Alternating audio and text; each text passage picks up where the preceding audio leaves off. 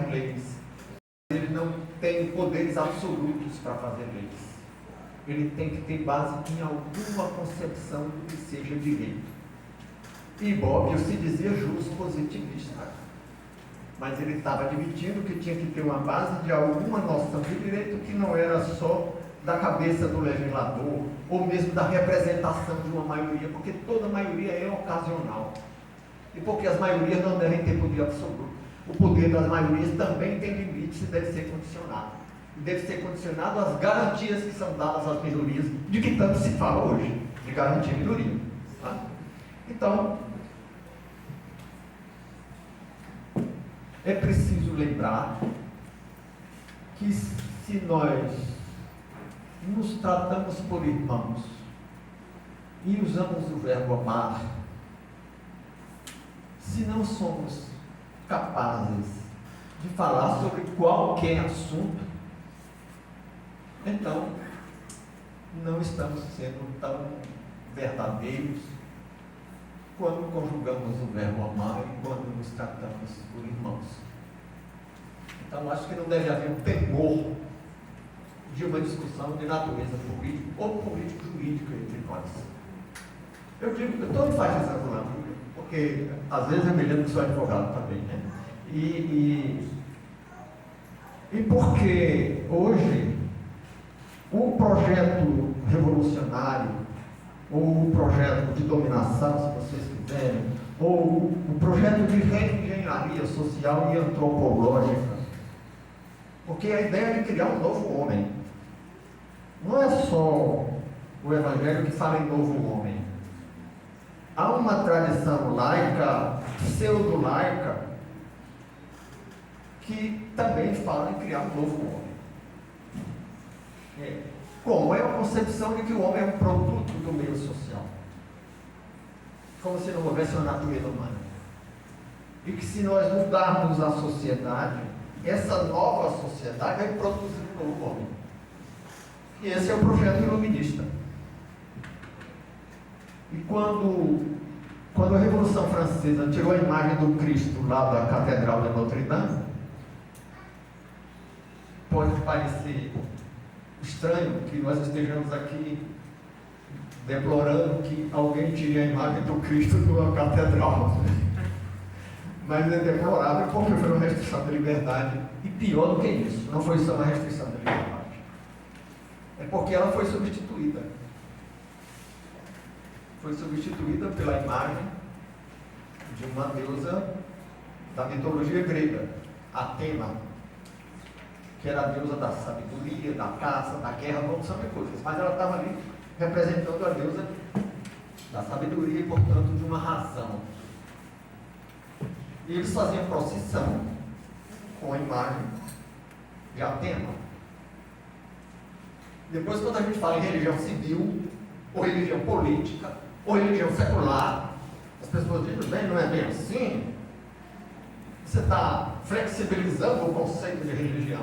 Não.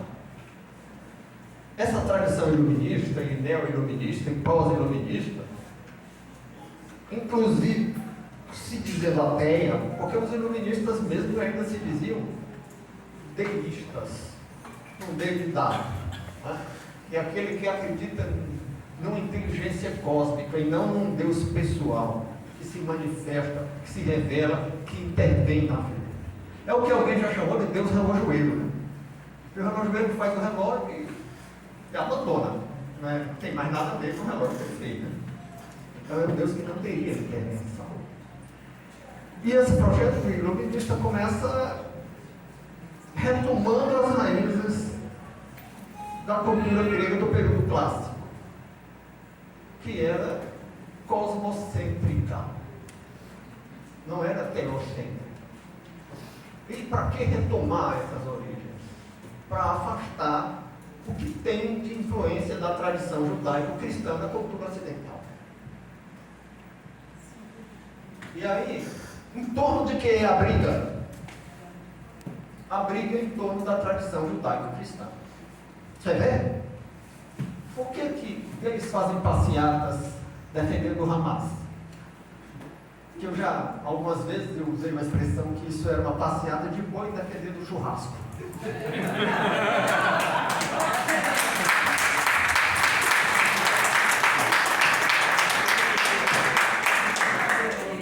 Por uma razão muito simples.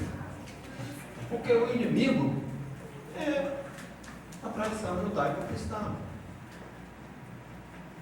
Até inimigos, o Hamas que mata gay e gay, se juntam porque ambos são inimigos mesmo e a prioridade deles mesmo é combater a tradição judaico-cristã. A guerra é essa. Agora, estávamos aqui repassando os embates que temos que enfrentar.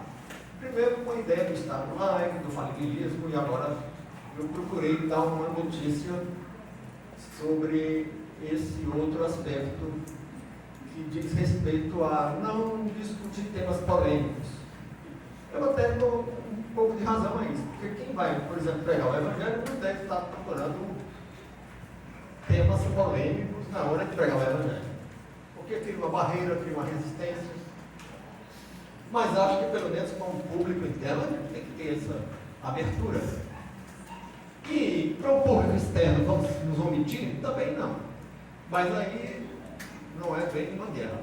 Aí você não faz uma guerra com o seu aluno, com os seus parentes, com os seus familiares. Você evita alguns temas polêmicos. E o que não dá para evitar, você tem que enfrentar. Mas tem mais. Tem uma outra crítica que nos fazem dizendo, olha, as questões de política pública têm aspectos técnicos. E a Bíblia não tem nenhuma mensagem sobre questões técnicas. Eu concordo. A Bíblia não é um livro técnico. Nem foi feita para solucionar problemas seculares. E se você quer discutir a matriz energética do Brasil, você não pode dizer como o crente defende uma matriz energética tal. Espera aí, o que é isso? Como crente, a gente não defende matriz energética nenhuma. Como cidadão, nós podemos defender algum tipo de matriz energética. Eu me meto a defender algumas coisas, não especificamente no campo da matriz energética, né? Mas, embora eu estou longe de ser tributarista, eu já dei um espetáculo quando se discutiu reforma tributária. Não dessa vez. Dessa vez eu já estava enjoado de tanta reforma tributária. Mas, há alguns anos atrás, eu andei dando alguns pitacos, mas não era não, Deus. Era não das minhas cogitações pessoais. Pô, até certo ponto tem alguma razão de ser, e os piores equívocos são os que têm alguma verdade. Quem diz alguma coisa totalmente errada não é problema não, porque o que está totalmente errado, qualquer menino percebe. Né? Perigoso é o que o povo chama de meia-verdade. E essa é uma meia-verdade. Que pode até valer. Eu mesmo já usei isso em alguns momentos, quando eu vi alguém dizendo que, como evangélico, nós defendemos isso e aquilo, eu disse, espera aí, isso aí você não pode defender como evangélico, não, você pode defender como cidadão. Né? Agora, qual é o problema? É que, subjacente às questões técnicas, existem questões valorativas. Existem. Né? Então, a reforma tributária é uma questão muito técnica, mas agora mesmo se fez uma reforma tributária, botando todos os tributos municipais, estaduais, federais, na mão do Conselho Nacional. E aí, sem invocar o Evangelho, qualquer um pode dizer, e eu disse, que isso era um jabuti. Jabuti é uma coisa que você bota numa lei que não tem nada a ver com a lei. Isso não tem nada a ver com reforma tributária. Isso é a administração da repartição das rendas. A reforma tributária discute a incidência de tributos sobre tais e tais fatos geradores. Isso não é fato gerador, nem é alíquota, nem é questão tributária. Isso é poder político. Quem vai distribuir o dinheiro para quem? Ah, mas o que isso tem a ver? Tem. Tem a ver que é uma mentira dizer que isso é reforma tributária. E nós não podemos silenciar diante da mentira. Isso é um golpe. Claro que está tendo golpe, mas isso é um golpe. E mentira e verdade é uma questão valorativa. E é uma questão que nos diz respeito. Porque se você sabe muito bom, você não pode compactuar com a mentira. E muitas outras questões. Nem vou falar aqui em eutanásia, ortotanásia, ou sacrifício de crianças, ou tantas outras coisas. Mas existem questões puramente valorativas e existem questões que apenas são subjacentes às questões técnicas. Então tem um espaço. E tem também uma outra questão a ser considerada, e agora no sentido contrário. Agora nós vamos fazer a ofensiva. Estava me defendendo aqui de alguns argumentos, agora vamos passar para a ofensiva, né? Olha,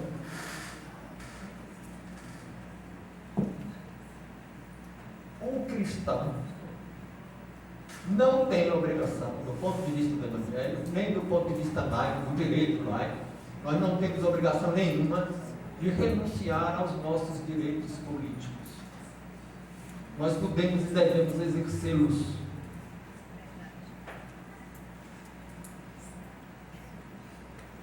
E mais. E a atual guerra cultural, e voltando à cobrança que ela me fez, que eu tinha começado a fazer o carro que eu não fiz. Né? A guerra cultural consiste em várias técnicas de dominação de consciência. Uma delas é a ressignificação de palavras. Porque na área da filosofia da linguagem e da sociolinguística, surgiu uma sensibilidade por parte do que o Sola chama de ungidos. Né? Ungidos são essas pessoas que estavam presentes no iluminismo e no pós-iluminismo, que estão aí até hoje querendo criar um novo homem, criando uma nova sociedade.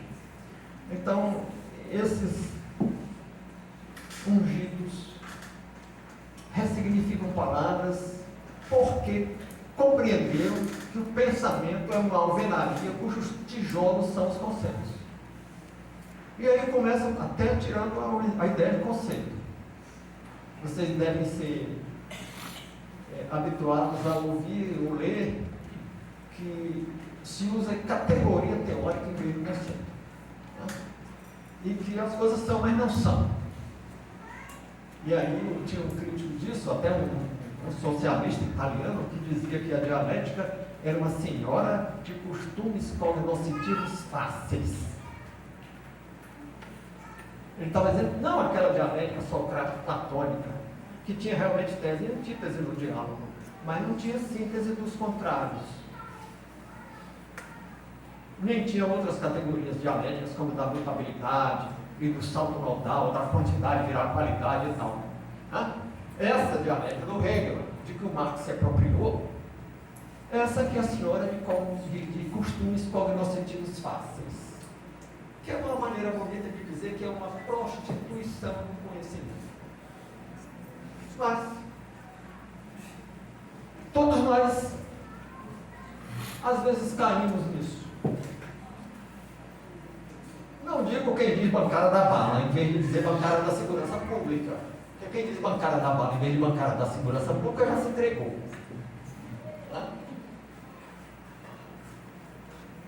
Mas quem de nós não diz que juiz e procurador da República é operador do direito?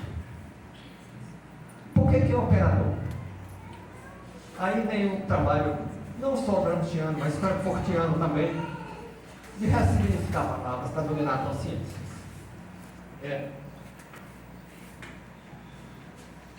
Antigamente, não se usava essa expressão, operador do direito. Era um profissional. Por quê? Porque o operador é quem controla uma máquina. piloto opera o avião. É a nova hermenêutica constitucional que diz que o juiz não é servo da lei. Ele é um agente do fazer justiça. E que intérprete não é estafeta, não leva recado do texto. Faz a concreção, que é a relação entre a abstração da norma e a singularidade do caso concreto. Aí tem um bocado de mentira. Primeiro que não tem singular, caso singular. Eu duvido que me mostrem aqui um caso singular. Porque há milhares de anos Salomão já dizia que não há nada de novo debaixo do céu. O que hoje é, já foi, o que é hoje, amanhã será novamente. Não tem. Ah, mas o furto famélico. O furto famélico não é singular. Está assim de furto famélico. Nem é novidade. E pode ser regulamentado em caráter geral. Então a nova hermenêutica constitucional antigamente era todo o poder aos comitês, aos soviéticos. Hoje é todo o poder ao judiciário. Por quê? De onde é que veio a ideia da guerra cultural? É que nas vésperas da Primeira Guerra imaginava-se que não haveria a Primeira Guerra, porque o proletariado que ia ser soldado não iria combater, porque aquela era uma guerra de interesse burguês. Mas o proletariado foi a guerra. Então houve aquela decepção. O proletário não é o agente da revolução. Uma parte, um líder do Partido Socialista Italiano, que era o diretor do jornal do Partido Socialista Italiano, que se chamava Benito Mussolini, filho de um casal de militantes socialistas que exerciam cargos de direção do Partido Socialista Italiano. Em face dessa decepção, disse: não temos que convocar o operário para a guerra, não. Para a guerra revolucionária, não. Nós temos que invocar o patriotismo. E aí surge o fascismo como a bandeira do nacionalismo. Mas essa também não deu muito certo para a Revolução. E aí, um jornalista formado em letras, militante político, ideólogo, que muita gente chama de filósofo, e que é o santo padroeiro dos pedagogos, Gramsci, que nunca deu uma aula, que nunca foi professor, que não estudou pedagogia, porque pedagogo é me desculpe os pedagogos aqui, é uma profissão dirigida por uma cúpula suicida. Eu me lembro de ver no debate de uma greve na UFC, algumas pessoas querendo sair da greve porque estava prejudicando os alunos, e um professor disse: não, o aluno aprende como professor, aprende sendo professor e aprende apesar do professor. Eu duvido que algum engenheiro que tem aqui diga: não, você constrói uma obra como engenheiro, sendo engenheiro e apesar do engenheiro. Ou o paciente se cura, e seria verdade, porque isso também tem alguma verdade nisso. Uma verdade é dizer: o paciente se cura com a ajuda do médico, sem o médico e apesar do médico. Mas não diz isso de jeito nenhum. E se disser, vai ser execrado pela profissão. Mas o sujeito diz isso na pedagogia e é enaltecido. Aí disseram: não, quem é que vai ser o agente da revolução? São os agentes da cultura. E aí, lá nos intelectuais da organização da cultura, o Gramsci fala de professores, fala do clero, mas ele não fala de professores sobre didática, ou sobre o que quer que seja. Ele fala do professor como um agente revolucionário, como um intelectual orgânico do proletariado. Ou, se não fizer isso, então ele é um intelectual orgânico da burguesia. É um reacionário e é um inimigo do povo. Mas eu acho que já estourei o tempo, o rapaz já me fez sinais aí. Como é que chegou a hoje? Hoje, como é que chegou? Então, chegou hoje assim. Eles conseguiram conquistar esses grupos. Né? E o Roberto Campos, avô desse presidente do Banco Central, dizia que o jornalista aceita isso porque pensa que depois da Revolução vai ser o dono do jornal e vai mandar no jornal. Enganado, porque quem vai mandar é o comissário político. O professor gosta disso porque pensa que vai ser o dono e vai mandar na escola depois da Revolução. Engana-se, quem vai mandar é o comissário do partido. Alguns médicos, antigamente era só a área de saúde pública, que hoje chama de saúde comunitária, que era uma área revolucionária. Também pensava isso: os hospitais vão ser controlados por nós, não pelo dono. Desde o engano, é o comissário político. E hoje não é só a área de saúde comunitária, como chamam. Eu acho que erradamente, porque público é mais abrangente do que Comunitário. coletivo, comunitário. Coletivo tem uma história, né? Coletivo, digamos, você tem uma coletividade de professores. Público é muito mais do que a coletividade de professores. Mas a paixão ideológica leva a essas coisas. Então passou-se ao recrutamento dos intelectuais, dos formadores, que eu chamo de deformadores de opinião. E hoje já estamos em outra fase, que o Marx não gostava. Que ele não queria conversa com certos grupos que ele chamava de ralé, né? Que a palavra alemã era Lumpenproletariado. O Lumpenproletariado eram aqueles marginais da sociedade, que hoje são convocados para a luta revolucionária como grupos identitários. Muito obrigado. O Rafael já sinalizou várias vezes que a gente pode ministrar um curso, escrever um vídeo, fazer um artigo ou fazer uma frase. Uma live. Ou fazer uma frase. Então a frase seria: a guerra cultural existe. E nós devemos participar da luta. Porque se não participarmos, não teremos o sal. Muito obrigado.